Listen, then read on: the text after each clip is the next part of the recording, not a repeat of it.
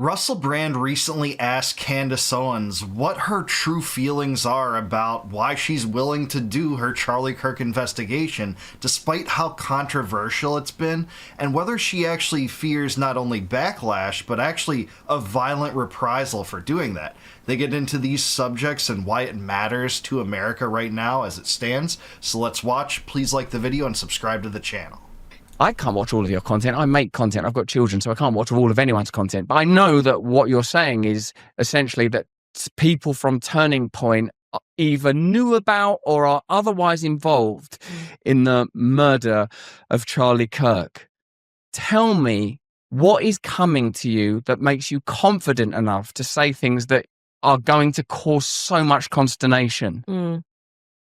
Well, it's interesting. You've asked a lot there. Yeah, and so I won't talk for 20 minutes. No, but I'm glad you did, because there's a lot there that is important. First and foremost, just the idea of what is controversy. I think that in and of itself we could spend 3 hours on, right? What is actually deemed controversial today? Okay. Anything that exists outside of the system is deemed controversial. So what you're getting at is you're in the middle of fame and controversy. Well, the problem is that people are listening to me and I don't belong to the traditional satellite, right? If I was within Hollywood and I had an agent and I had a manager and I had people who were sort of able to control me, I would be on the cover of every magazine. I'd probably be a billionaire. I probably would be Oprah, right? I would have a daytime talk show, whatever medium that would be today. And I would have sponsorships, and I would be maybe doing Pepsi commercials at the Super Bowl.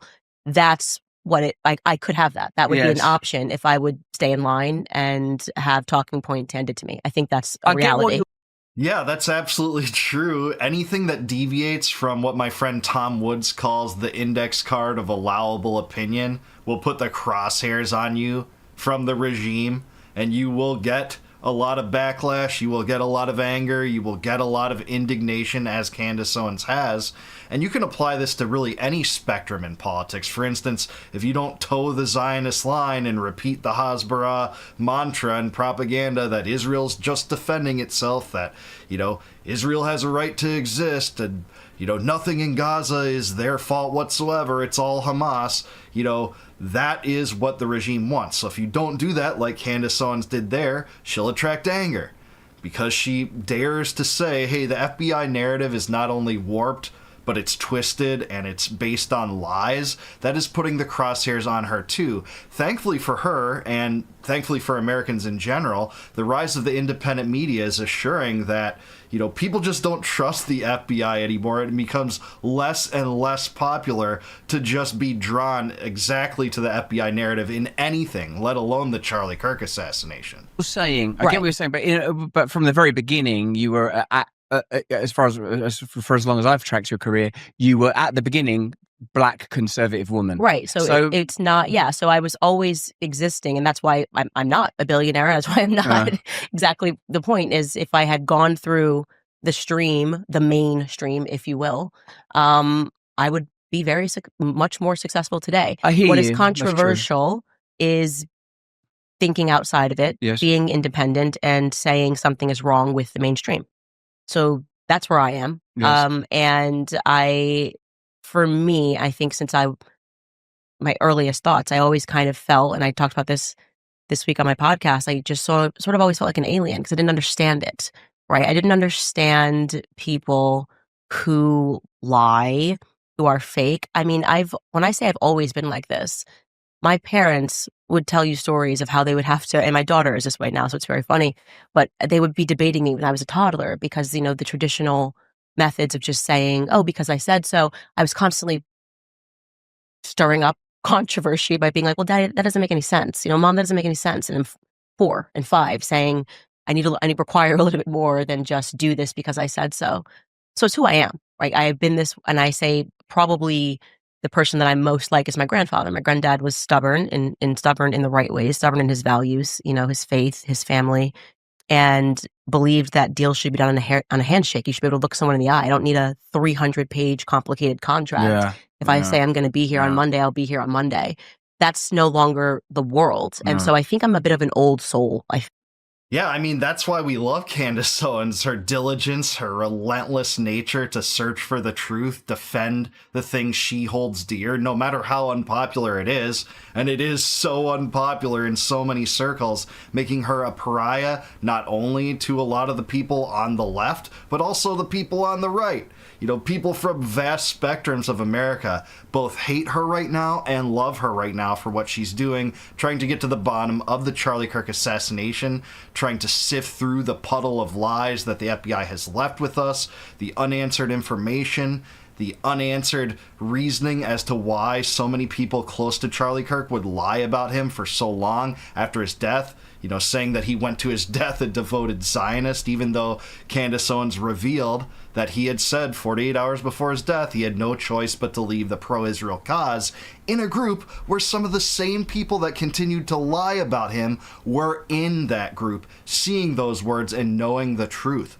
but went on to try to make this guy into something that would favor their preferred political trajectory. And that seems very, very not only odd, but evil and malevolent and outright dishonest. If you're going to call this guy a friend, that's exactly what Josh Hammer did. And then he went on to do this, knowingly repeating lies about Charlie Kirk and how he actually was wrestling with this Israel question at the end of his life, and not only wrestling with it, rejecting it at the very end, not only saying, hey, we're still going to have Tucker Carlson at our future Turning Point event, but let's invite Candace Owens too. That's in Charlie's own words, and yet they lied. So there's a lot of lies around this, and you might ask yourself, well, what else may they be lying about?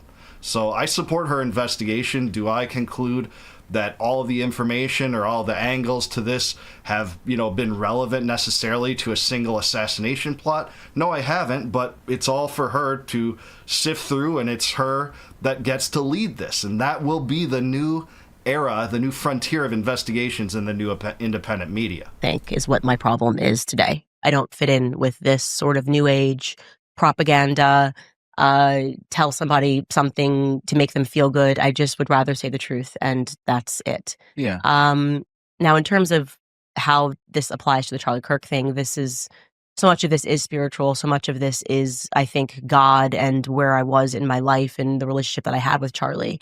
And me being one of the people that helped to build Turning Point. I mean, the Kanye thing happened when me and Charlie were building Turning Point. It was a tiny little organization that people didn't know much about. You were integrally involved in the formation, because I know that your husband, because we were hanging out when you met your husband, as we always clock when we chat, and that was TP UK, and that was TP UK. So you are, because I sometimes think this is my point, just to declare. Charlie was there, by the way. He wasn't at your house, but Charlie. That whole thing was, I left Charlie, came to your house, got back with Charlie. Oh, you were on that trip, yeah, and then we went to George. Yeah, I mean, I have to admit that I was never that impressed with Candace Owens years and years ago. I know she had done a lot of work with not only PragerU, but Daily Wire, but then I looked at her as, you know, maybe this was my fault for perceiving her and generalizing this way, just a Daily Wire stooge. She worked for Ben Shapiro, you know, the Zionist epicenter of the conservative right institutionally. But man, has she bucked the status quo of what was expected of her in that regard, not only when it came to the Israel first mantra that's embraced by so much of the right, but also questioning the FBI and the deep state in ways very few elements of the political establishment on the right ever did. Even when it came to January 6th or Russiagate, so many pro-Trump Republican stooges were willing to buy some of that and just completely toe the line of the government's narrative on both things, including people like Lindsey Graham, who Trump campaigns for openly, was dug into supporting Russiagate. Well, Candace Owens just rejects the deep state's lies as such, and they are exactly that. They're built upon a mountain of propaganda, and you can apply that to every situation, from the Whitmer entrapment to Jan 6 to COINTELPRO to murdering Fred Taylor, to wiretapping Malcolm X and Martin Luther King and Stokely Carmichael, to trying to convince King to commit suicide and ultimately killing him if you side with his family on that, which that's what his family believes. killing women and children alive at Waco and Ruby Ridge. That is what we get from the FBI. So cheers to Candace for telling the truth about their behavior. It was obviously a big change when Trump went into office, because a lot of independent media essentially started to fulfill the same function as mainstream media, i.e. advocating in a partisan way for the incumbent, for the person that's in power. Right. You've obviously not done that. Now, but my simple reaction was, I don't know who would want Charlie Kirk dead. What difference is it going to? Who benefits from Charlie Kirk being killed? Who benefits? Like, as they say, cui bono. That's the question to always ask. And I actually didn't understand how Israel benefits from Charlie Kirk being murdered. I certainly can't see yet how, like, sort of French special forces could, so can you explain that to me? Because I don't understand who benefits from, but I also know that whenever I've seen in my whole life, a lone gunman killed RFK, Martin Luther King, Malcolm X. I know that's a lie. So yeah, that's always a lie. If the FBI pins it on a lone nut, it basically always has shown to be a lie, not only in Martin Luther King's case, where it sure seems like an FBI conspiracy was involved and at the very least tried to get him to commit suicide. We know that from a letter that's been disclosed, and we know a possible CIA involvement in Kennedy's assassination, embarking in long-term surveillance of Oswald, Jim Angleton's connections to the Israeli Mossad and CIA with special privileges when it came to the Kennedy assassination. Those things have left, an imprint on the mindset of distance. It's not most Americans that know about those things, but people that study it know. But I think it's a fair question. How do you link, many of the things that have brought up, French Legionnaire involvement, potential Israeli involvement, which, to be fair, Candace hasn't really rammed down the throats of people. She has brought up that, hey, it might be significant that there were, something like, I can't remember how many, like 18 cell phones that were from Israel that were activated and on site that day at Utah Valley U or in the general vicinity. But a lot of these things together, it's hard for me to come up with a coherent narrative as how they all work together, that it was Turning Point with foreknowledge and involvement somehow, that Lance Twigg was involved. At one point she did say that, how the Egyptian planes play a role, plus the French Legionnaires. All those things I don't think can be part of a single assassination plot. But if you're looking at this in a way that's maybe fair to Candace, well, hey, maybe she's exploring all angles. But at the same time, it's not just who you think would benefit that killed Charlie Kirk. Lots of people would, perceivably benefit or have motive to do it that did not kill Charlie Kirk. But it's somewhere to look, I suppose. Open. So what is it? So, look, I can tell you that from the moment that Charlie got shot, and I can't explain it, and maybe it's because Charlie would tell me all the time that he was going to die young, and I showed those messages, and I just knew that this was big. I knew it was big. I didn't have the players. I certainly didn't suspect Turning Point USA would be, as I believe, involved in a cover-up, and we can talk about what the motives are of that. They could be financial motives. It doesn't necessarily mean they were involved in plotting to kill him. And I've never said that. But I do believe that they have betrayed him since. And I am comfortable saying that today. Because I know that they have told lies. I know that they have withheld information, that if truly you were motivated by goodness and truth, you would come out and you would say it. Like, there are people at Turning Point who Charlie texted the night before and said they're going to kill me. Well, if you're trying to figure out who killed Charlie Kirk, wouldn't that be a good thing to come forward with and to the public and say Charlie thought that he was going to be murdered the night before? And they're not doing that. So to me, to not assist that investigation is not something that I'm going to ignore. Also, to not answer basic questions, that if I said to you, Russell, where were you when Charlie got shot? You're not going to get defensive and weird. You're just going to, I can tell you where I was. I was sitting planning my next show at the kitchen counter, and they are being very strange about details on that day. It makes me uncomfortable. If someone, the easier task, if the internet thinks that, Mikey McCoy, who was the person who, instantly picked up the phone and walked away when Charlie got shot, who was the chief of staff, if people find that behavior to be suspicious, and I do find it to be not what I would do if a shot went off. Obviously everybody else ran or ducked. Yeah, actually, that shows the potential for foreknowledge. That is what something that Candace Owens has brought into her show, one of the angles she's explored. And it's not just Mikey McCoy's foreknowledge, it's supposed foreknowledge on behalf of another Turning Point employee that took the SD cards out of the camera, which Candace has said shows, potential an odd response. And then someone else that went back behind the podium, or not podium, but the area in which Charlie was hearing this, delivering the speech, right after he was shot, right after blood gushed through his neck, and people saw that on camera or the people in person. There was another Turning Point employee, I think his name was Tyler, but I could be wrong about that, went back behind and said Charlie Kirk's just been killed. They just killed Charlie Kirk, implying that there was possible foreknowledge there. So I don't know if it's just a cover-up, that if you listen to her episodes as she is purporting here, it's for at least foreknowledge, which some could interpret as involvement in the death itself. That is possible too. I just want to be fair about some of the things that she has said on her shows. And he instantly picked up a phone. I would just show my call log and I would be like, guys, this is crazy. Like I called my mom and here's the, and so it's the absence of answering and the blaming and the yelling that feels off to people. And I think that's fair. I think spiritually, people are sensing, their intuition is coming online and saying, this just doesn't feel right. Again, we can assign different motives. There are donors that were pressuring Charlie. Those donors are still there. They could be saying, we want you to never tell us that, to make it so that he is his memory, rather they're fighting over his memory, his legacy, that he was Judeo-Christian. I'm not comfortable when the spokesperson of Turning Point USA comes out and essentially tries to paint a picture like I'm lying, when I very lightly in reminiscing about me and Charlie mentioned that, our last conversations, just like I would say this if you, God forbid, died tomorrow. Don't use that as an example. Yeah, but I would say I was pushing Russell to become Catholic, because that's true, right? It would be very strange if your spokesperson came out and said, that's absolutely not true. He was not praying the rosary. She never had this discussion. That's what Turning Point USA did. There was a discussion between Andrew Kova and Alex Clark, because I don't know why, but, the Judeo-Christian syndicate of influencers seized on this one sentence I said. It never was meant to be antagonistic. It was just an honest, like, we were talking about Catholicism, and they all started making videos saying it's absolutely not true. Charlie never flirted with it.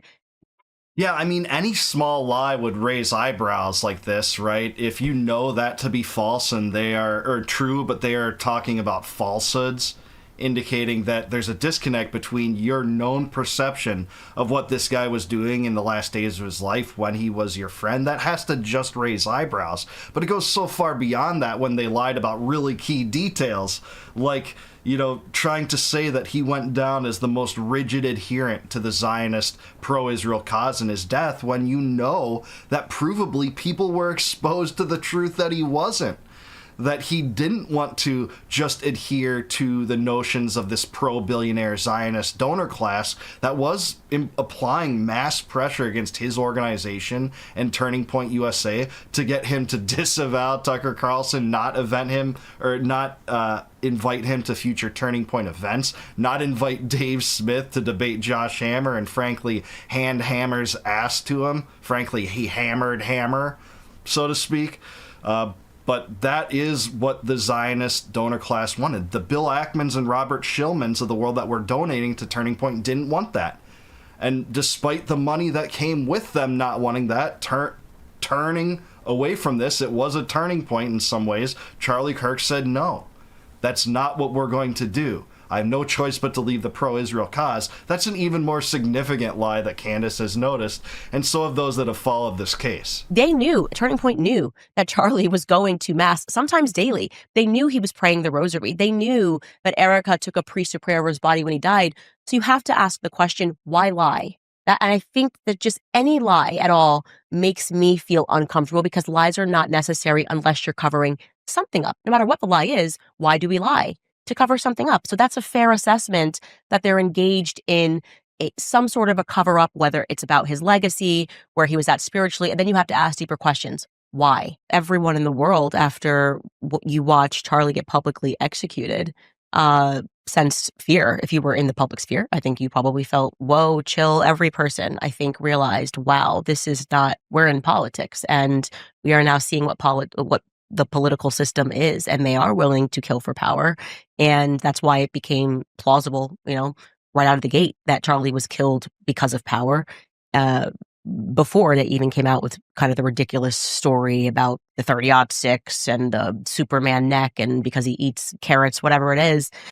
Yeah, the whole 30-06 Superman neck tale told by Andrew Colvett is one of the hardest things to swallow about this entire case, and that doesn't necessarily prove who or who did not shoot Charlie Kirk, but there's something weird with the narrative when you're going to say a 30-06 round is stuck in the neck for the most part. Now, I've talked to gunsmen and firearms experts and people that have shot this rifle. I've only shot one once, but there are hunters that shoot this rifle, and there's different kind of bullets that have different kind of purposes behind them, and a lot of people have said, like, hey, bullets can do a lot of things, but a lot of people have a hard time believing that this 30-06 round stuck in his neck because of Superman powers, as Turning Point said. So stuff like that doesn't really conform to a narrative that most Americans are willing to accept as to why this case needs to be scrutinized. Every aspect of it needs to be scrutinized when we're not given answers. And hey, they say, wait for the trial, there'll be more answers. Well, maybe, but that shouldn't stop citizens from investigating a fire when there's just smoke, looking for a fire when you see smoke. People sense that there's a possibility here that the world could be this evil. And I think that also, by the way, is what gripped people globally, was you kind of saw this guy and you felt spiritually impacted by watching him be publicly executed. If Charlie had died in an accident, I don't think it would have had the same impact, but they chose to publicly execute him. And so, yeah, of course, there was an element of, okay, this is getting real, this is getting serious. My greatest fear is not getting into heaven, because I actually am a Christian. And I question the Christians who lie, who choose to lie because they are so attached to the earthly possessions that they are getting in terms of money. My bigger fear is my children growing up in a world that's run by pedophiles. That terrifies me.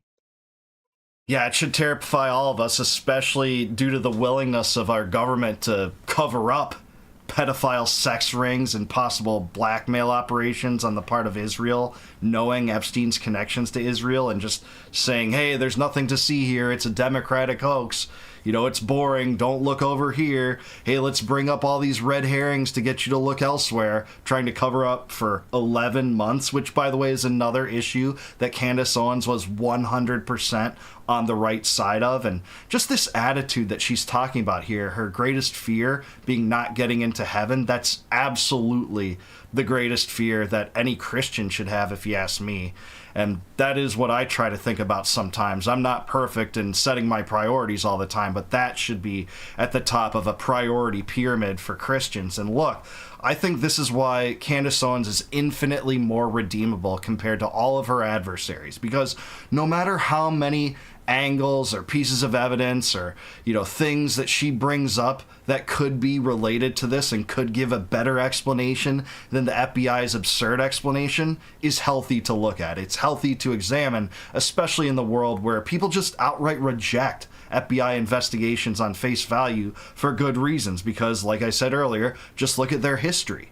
And all of these things are just being shoved in our faces as being wrongful conspiracy theories, in the same way that they said, hey, it's just a conspiracy theory if you think they're going to lock down the country for more than 2 weeks. It's just 2 weeks to flatten the curve, like they said during the COVID regime tyranny. Or, hey, you're just a conspiracy theorist if you're talking about this Hunter Biden laptop that the corporate media is supposedly trying to suppress. That's just a conspiracy. Or, you're just a conspiracy theorist if you don't think that the Russians destroyed their own pipeline at Nord Stream.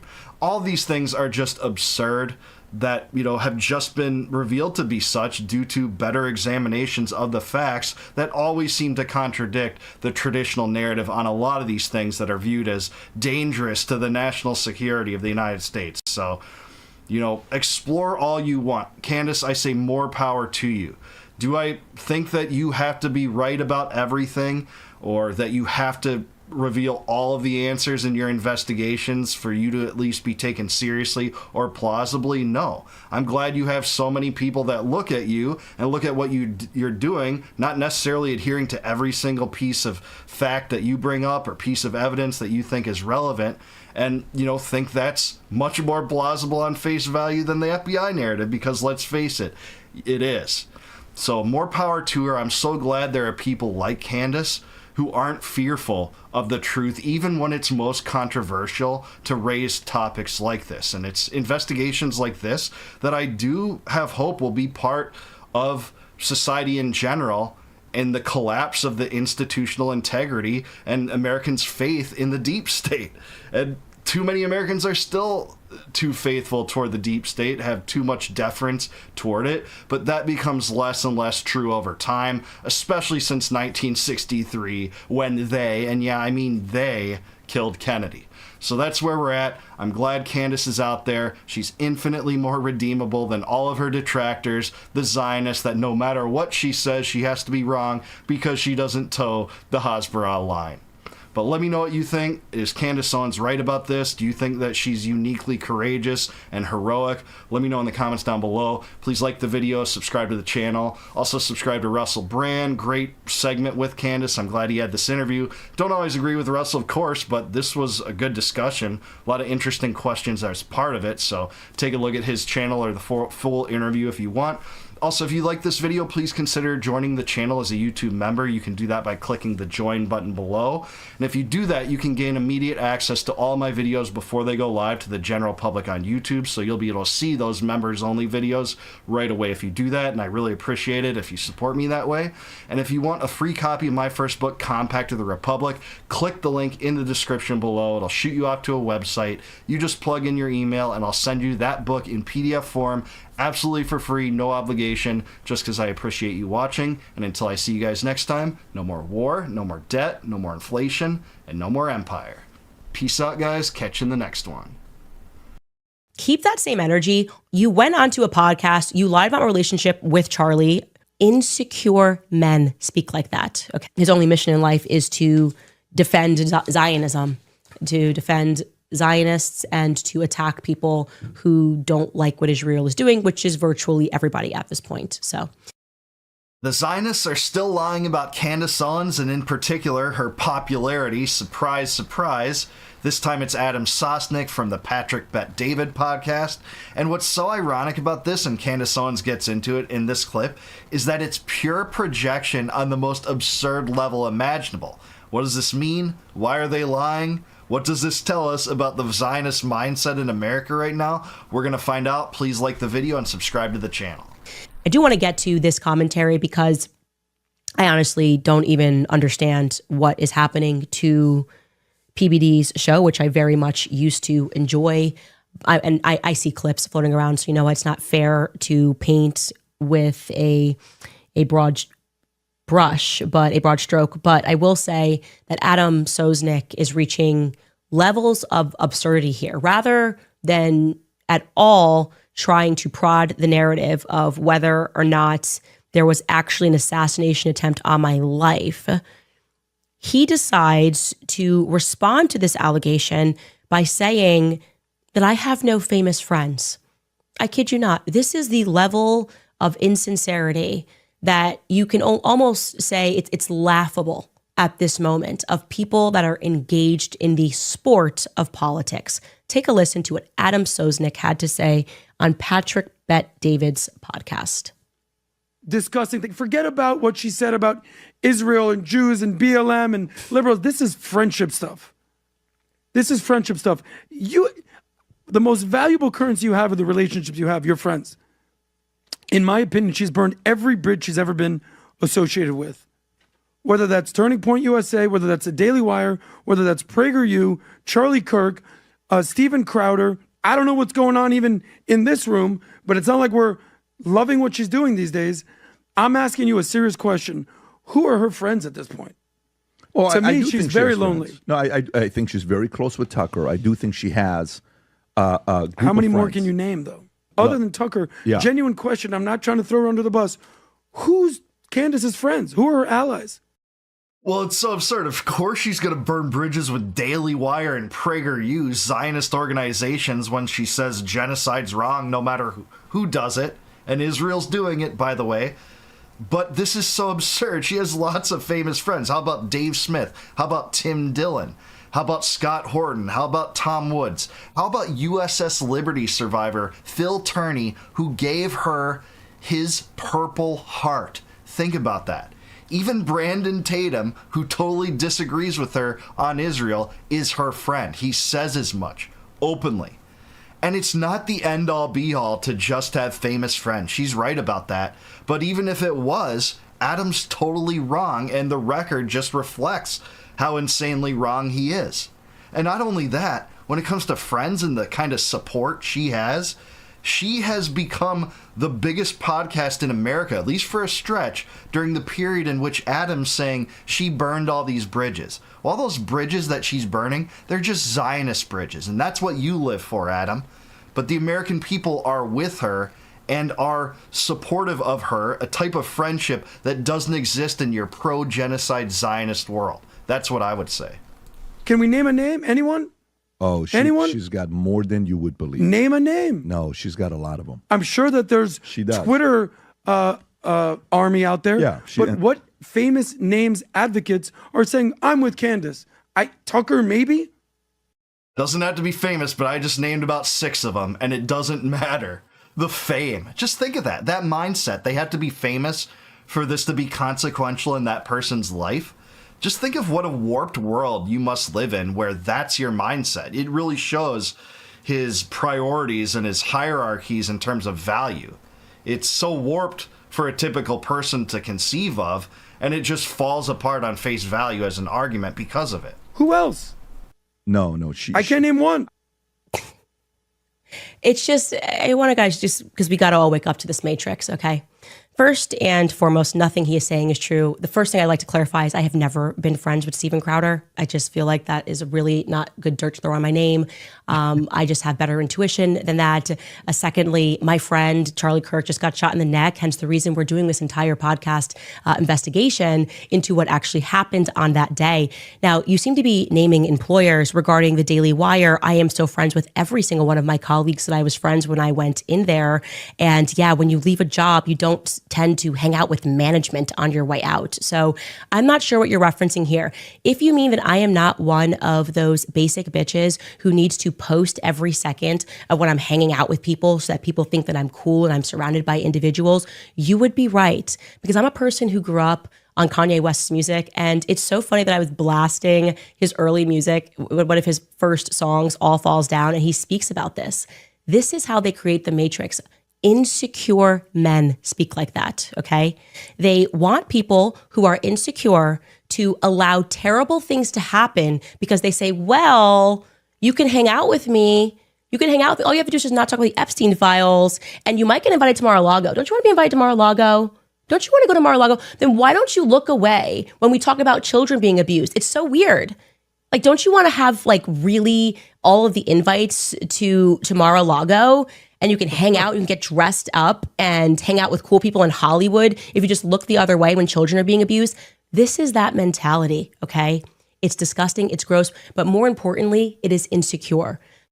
It totally is. I mean, if you look at your potential friendships, they're not even potential, the ones that play out in your lives, at least I know this, and I know some people that are pretty famous, and I'm not trying to boast about this whatsoever because I shouldn't be boastful. There's a lot of people like Candace that know a lot more famous people than I do, but my most consequential friendships are with people that aren't famous, are with my family, are with my support systems that I've had.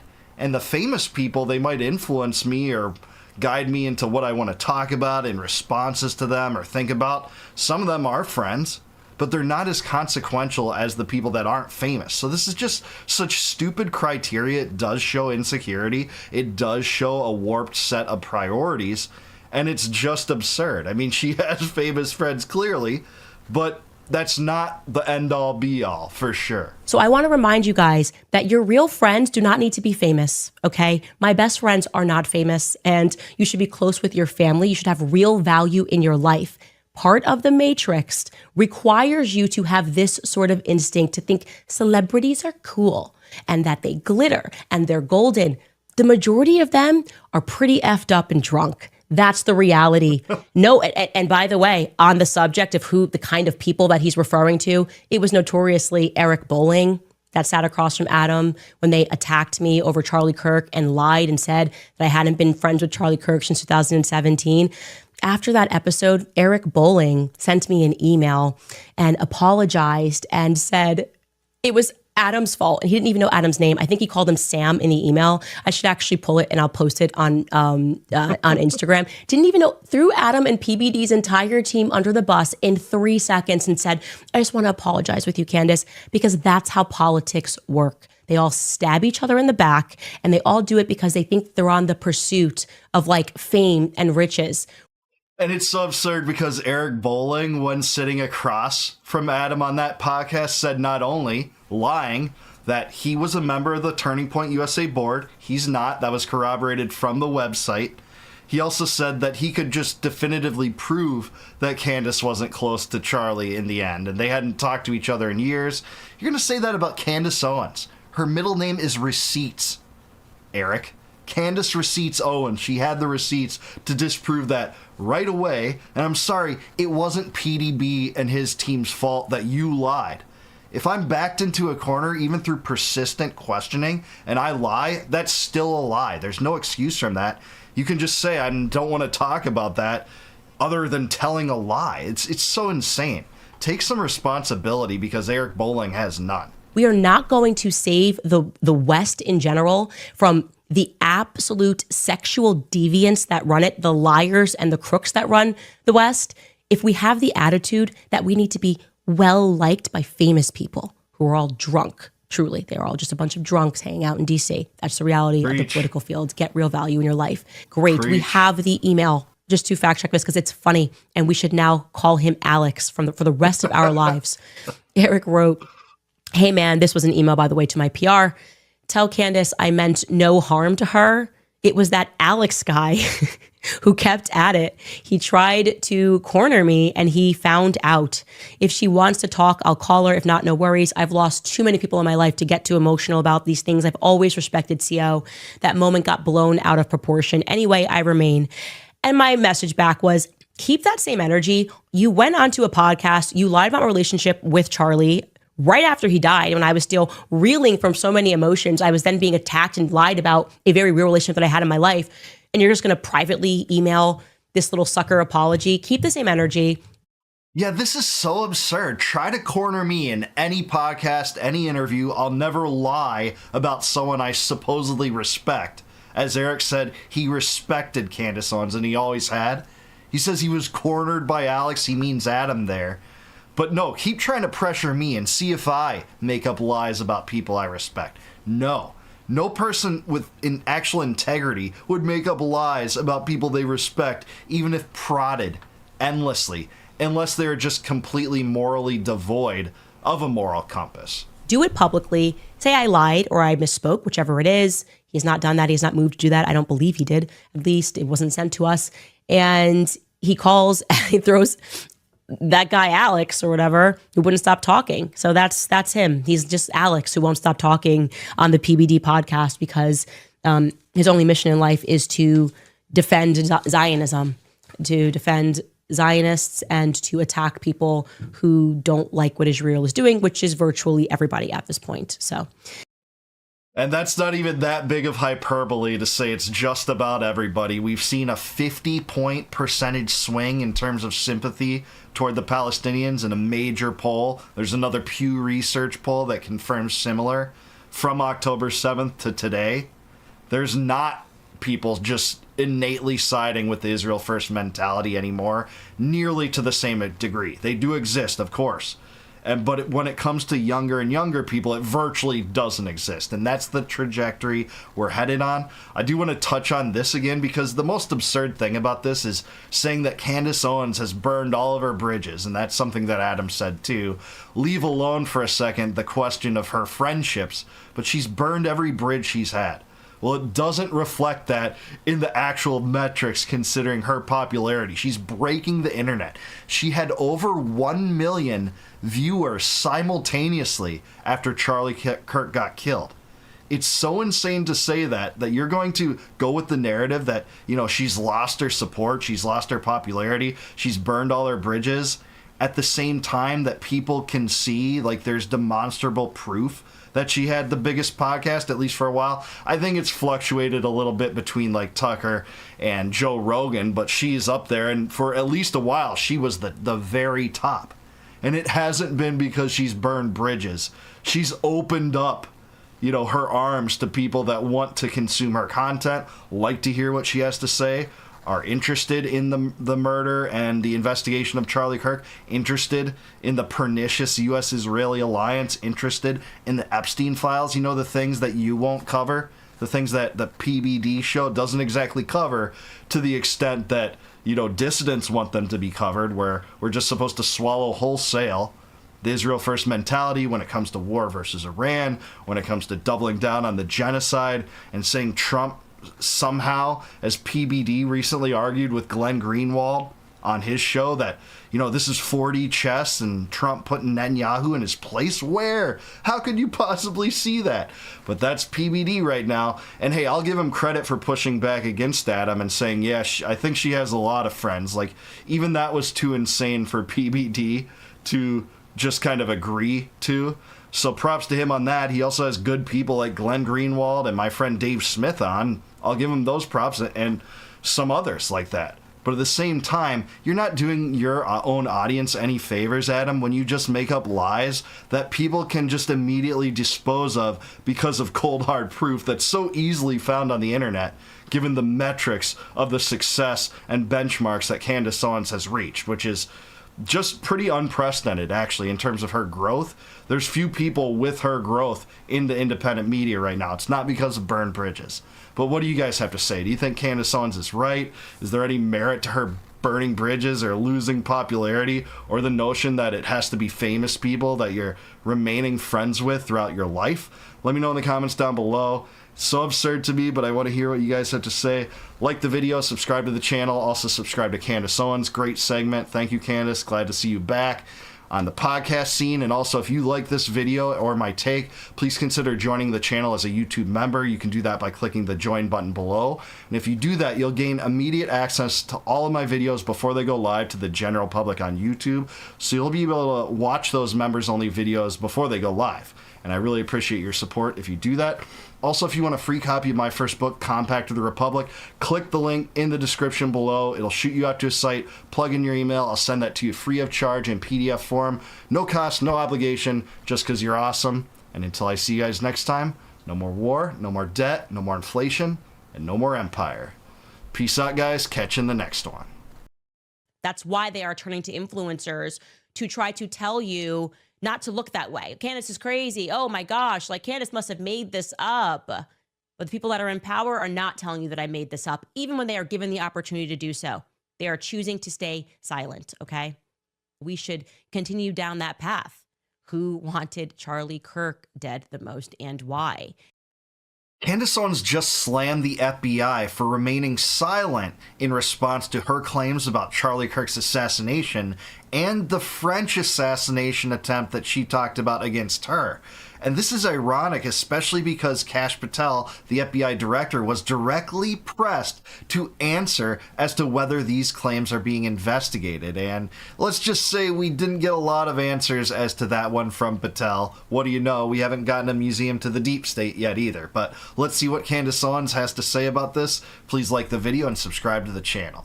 What do you guys think Charlie Kirk would have said about his own assassination? Just think about that. What would his perspective have been on everything that we are currently being told, the people that are being attacked about it? I think about that actually often, and listening to his perspectives regarding political assassinations of the past, in retrospect, really is something. So at one of his, honestly, one of his last events in May of this year, Charlie was directly asked his opinion regarding John F. Kennedy's assassination down in Dallas, and here is what Charlie had to say. In the JFK files, Mossad is mentioned. One of the reasons why Mossad is mentioned so much is that they're just a very good intelligence operation. It was not mentioned as if they were tied or that they knew about it or that they were involved. Again, I think the best reading of what happened there is who wanted JFK dead the most. Again, a lot of people said Israel wanted JFK dead. I'd love to hear that argument. But definitely Lyndon Baines Johnson and parts of our own government, and the Cubans wanted him dead. And who actually made it happen? There were like 15 or 20 things that happened that day that were inexcusable. They changed the parade route. He rode in an open-air convertible. LBJ decided not to ride alongside of him. The vehicle slowed down right when it went by the Texas School Book Depository. A lot there, right? And then, again, I think that all of us are smarter to believe that it was simply Lee Harvey Oswald. The more important question is not, oh, who did it? We have to first acknowledge it that more than one person did it. Once we acknowledge that more than one person did it, then we can expose our government to have lied to us about the JFK assassination, which then I think will sober a lot of us about trusting the government in the future. Well, there you go. That's especially ironic given the claims that a lot of people have that you're just a conspiracy theory if you don't see anything odd in the FBI narrative about Charlie Kirk. And just to answer that and provide some clarity here, I can talk about the theory that Israel killed JFK real quick. There's competing theories, some of which favor that the CIA was involved, some that favor that Israel was involved, but the main two things that point to Israeli involvement, and there is some things in the JFK files recently released that at least point to this or entertain this, but JFK tried to get the precursor to AIPAC, it was called the AZC back then, the American Zionist Council, to register under FARA, and you can find disclosed correspondence from the JFK administration to this organization saying, hey, here's how to register, go do it, something that the Israel lobby didn't and still doesn't want to do. And he also tried to shut down the Israeli nuclear weapons program because the Israelis had stolen technology from the United States to build their nuke program, which they still don't acknowledge exists. But in the 60s, JFK did whatever he could to try to shut that down. That's also well documented, and why a lot of people think that JFK was killed, at least in part, through an Israeli conspiracy. I mean, yes, all of that. Thank you, Charlie Kirk, for reminding us that you had common sense, that you didn't accept force-fed narratives, that you did not accept the BS crap that our government has sold us regarding the one individual that was involved in JFK's assassination. Of course, multiple people were involved and a lot of strange things occurred on that day. That is what makes his answer there so compelling, okay? Especially in the midst of, well, MK Ultra 2.0. Remember the first government psyop on the people, MK Ultra. What actually came together, sorry, I should say Mockingbird 2.0. The first government psyop on the people following JFK's assassination, Mockingbird 1.0, to convince everybody through influence that there was nothing to see here, even though there was so much to see there. And now it's being deployed again, Mockingbird, Operation Mockingbird 2.0, to convince people that questions about the Charlie Kirk narrative are just crazy. Yeah, it just makes you laugh when so many people that are adhering down the line on every aspect to the FBI narrative that are coming forward and saying, well, what would Charlie say if you actually want to explore this thing? And it's like we don't have to wonder now because he himself questioned a Fed's lone nut narrative and said we need to understand that more people were involved than Oswald. But, we're being told that, Charlie wouldn't want this. And it's like you're speaking for the dead and he's on record disputing lone nut theory, so it doesn't exactly compute if you have two brain cells. Right. How dare you consider that there may have been employees at Turning Point USA who could be engaged in an obvious cover-up at this moment? Well, Pastor Frank Turek says that's so crazy because that would mean that Charlie Kirk hired people that ultimately betrayed him. And no one's ever been betrayed by people that they trust in the history of the world. Okay, well, actually, maybe that did happen for Jesus Christ. That's just one historical example of... Yeah, Judas Iscariot jumped into my mind just immediately when she said that. And that's, the quintessential story of betrayal. And it can be applied to a lot of people. A lot of people are betrayed by those close to each other. Whether or not Turning Point had foreknowledge or were involved in a plot that ultimately killed Charlie, that's an open question. I think it's fair to debate that. But there's no harm in investigating it, because we know the FBI doesn't investigate. They just conduct psyops and kill people like they did at Waco and Ruby Ridge.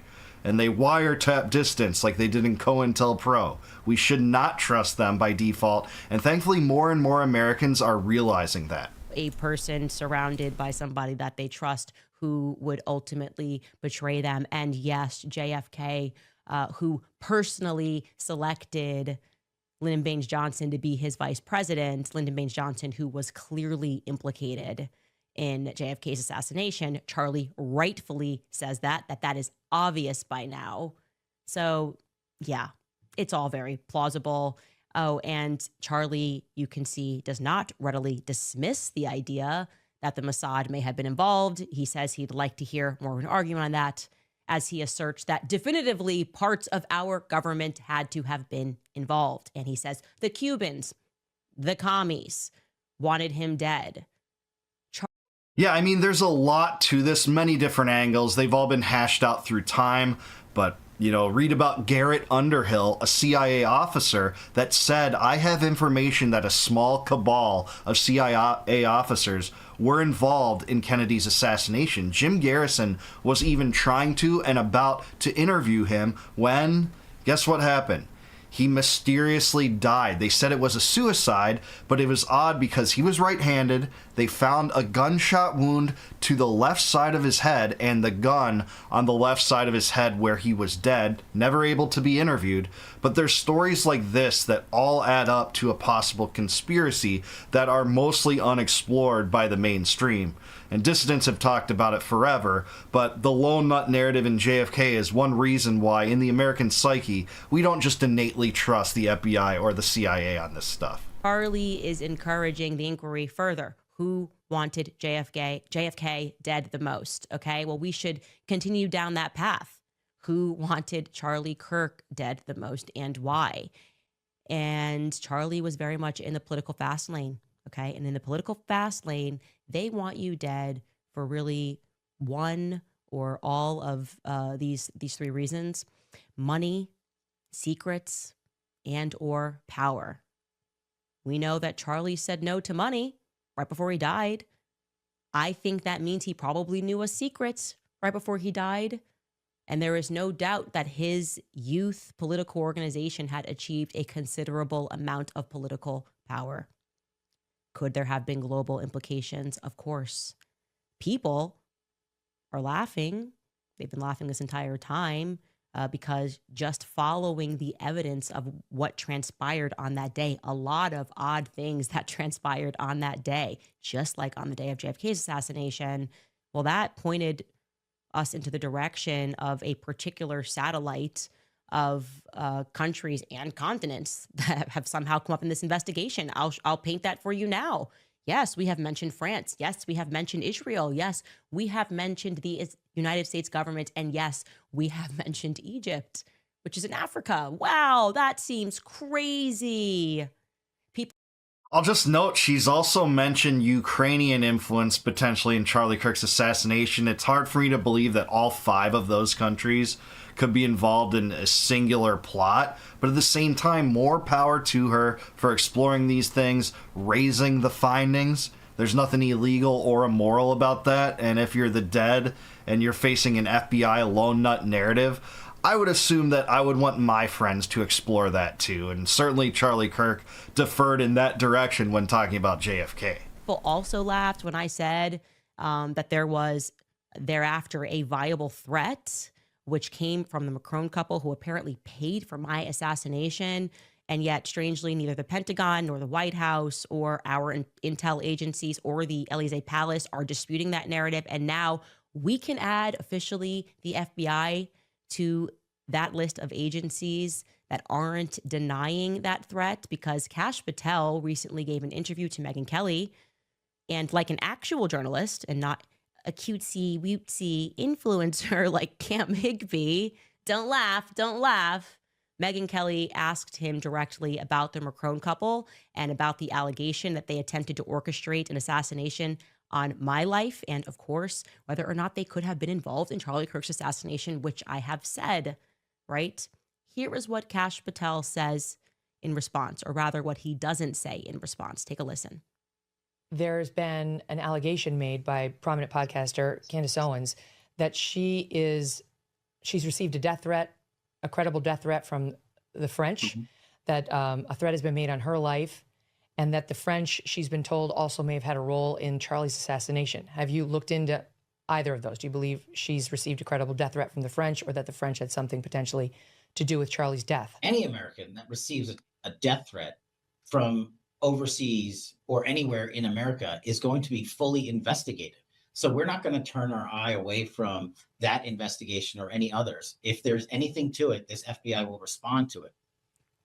Notice how he didn't actually answer the question. He just gave a boilerplate response about how the FBI handles information rather than answering Megyn's question about whether the French had a role in Charlie's assassination or there's any truth to the allegation that they hired a hitman to kill Candace Owens, as she tweeted about. Doesn't address those questions at all. Just gives a boilerplate response that doesn't address it.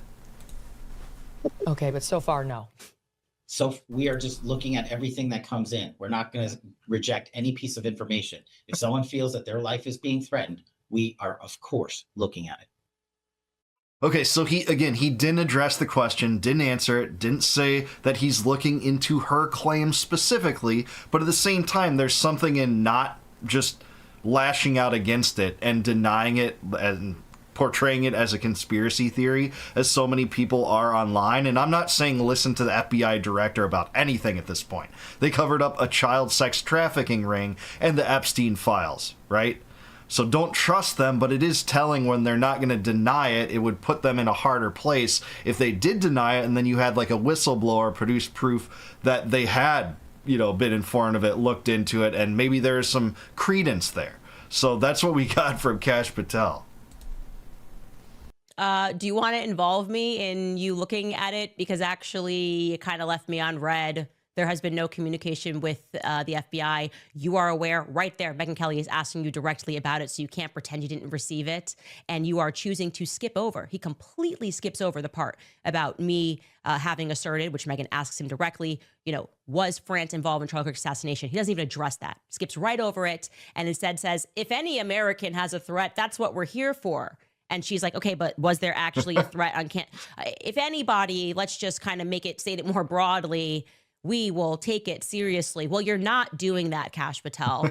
And I find it very odd that I said that I had proof that the government of France was involved in Charlie Kirk's assassination, that they were on the ground that day, and you have not reached out to me. Yeah, I mean, this is so accurate. She has the proper response here completely. How can we look at this with anything other than an eyebrow raise? And hey, props to Megyn Kelly. I don't agree with her on a lot, especially on the Israel issue.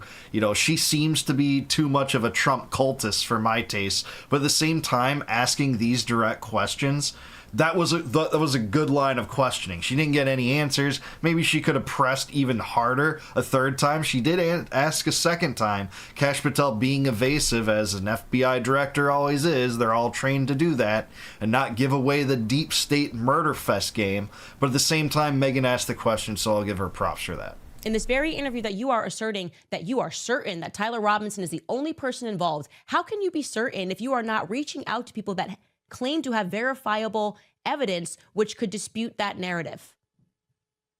Does it seem to you like he's telling the truth there?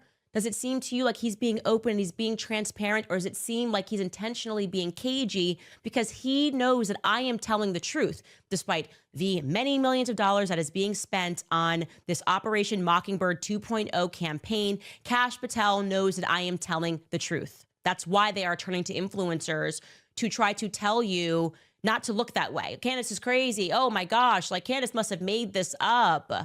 But the people that are in power are not telling you that I made this up, even when they are given the opportunity to do so. They are choosing to stay silent, okay? Yeah, that's exactly right, and that is the case. We know that it's not true that they're investigating all the leads, by the way, contrary to Kash Patel's statement here in a long tweet he had about this several weeks ago where he said, hey, every lead will be followed. There'll be no stone unturned. We're going to get to the bottom of this. Even many of the angles being brought up on the internet about inconsistencies in the narrative or angles that haven't been addressed yet. Well, how about just the George Zinn thing? Are you going to comment on that? You going to comment about why someone said that they killed Charlie Kirk and then yelled, shoot me? Then once they were in the police department, that they said, no, I didn't shoot him. I just said that I shot him so that the real killer could get away. That doesn't actually raise any kind of suggestion that this might be more than you are portraying it is. Not at all. And beyond that, guess what happened? Back in, I think I want to say late last month, there was a story out there that Joe Kent, one of the top subordinates of Tulsi Gabbard in the intelligence community, one of her top lieutenants, brought forward a file, multiple files actually, to Kash Patel and said, hey, this is some information that possibly includes knowledge containing information regarding foreign influence in the Charlie Kirk assassination. He had apparently several files from foreign entities indicating possible foreign influence in this assassination plot. Gave it to Kash Patel, and guess what? Kash Patel said, no, this is going to jeopardize our case. We're not going to look into it. This is actually pretty widely reported. Basically, on my screen, it's having a hard time displaying this on the New York Times site right now because of ads, but here's the story. Basically, Joe Kent brought these leads to Kash Patel and they weren't pursued. So we know that not every lead is pursued. In contradiction to what he said, the FBI doesn't take anything other than its lone nut narrative seriously. They say it will compromise the case. Well, guess what? If your case is built on quicksand, it should be destroyed. It should be eliminated. And no prosecutor that has any iota of integrity or character should bring that case to court and prosecute a defendant if you do believe that there's more to it than what is there. And to be frank, I think that there might be a conspiracy involving Tyler Robinson. I don't think that's the craziest idea. I know some people will say, oh, you're just controlled opposition and you got the call, they got to you too. But, you know, I think that it's worth at least entertaining that the conspiracy is large, but some of the details might be accurate. So that's what we got here. You can't trust the FBI. Candace Owens is right about that. Charlie Kirk is right to question lone nut narratives, as we should have when it came to Oswald, as we should have when it came to the Martin Luther King assassination. That is just what you're going to get out of federal investigations. The feds investigated it, and it's always a lone nut with no connections to anyone, especially no connections to the deep state, right? But that's what we get. So bravo, Candace Owens. Thanks for leading this fight. Keep digging. Keep on it. Keep that relentless attitude that you have that makes you so superior in every way compared to all of your detractors put together. Like, you know, when Tim Pool came out and said, hey, we're all divided and it's all Candace Owens' fault. It's like, no. The right is divided, and it's Donald Trump and his closest coadjutor's fault for covering up a child sex trafficking ring, launching a new war in Iran, not shutting down the war in Ukraine, passing a new bill to add $5 trillion additional dollars to the debt, scrapping Doge, not even entertaining any semblance of being real about saving the taxpayers' money and eliminating waste. How about those things? That seems to be the catalyst for division, not Candace Owens, who wants to find answers for her dead friend. That's what you have there. But what do you guys think? Do you think Candace Owens is right about this? What does this mean about lone nut narratives in general? What do you think about JFK? Do you think that Kash Patel needs to go? Is he just being too evasive? Let me know in the comments down below. Please like the video, subscribe to the channel, also subscribe to Candace Owens. Keep it going, Candace. Love to see your content. Great segment here. And if you like this video and, you know, maybe my take on it, please consider joining as a YouTube member. You can do that by clicking the join button below. And if you do that, you'll gain immediate access to all my videos before they go live to the general public on YouTube. You'll be able to watch those members only videos immediately if you do, and I really appreciate it if you support me that way. Also, if you want a free copy of my first book, Compact of the Republic, click the link in the description below. It'll send you off to a website. You just plug in your email and I'll send you a PDF copy of that book completely free of charge, no obligation, just because I appreciate you watching. And until I see you guys next time, no more war, no more debt, no more inflation, and no more empire. Peace out, guys. Catch you in the next one.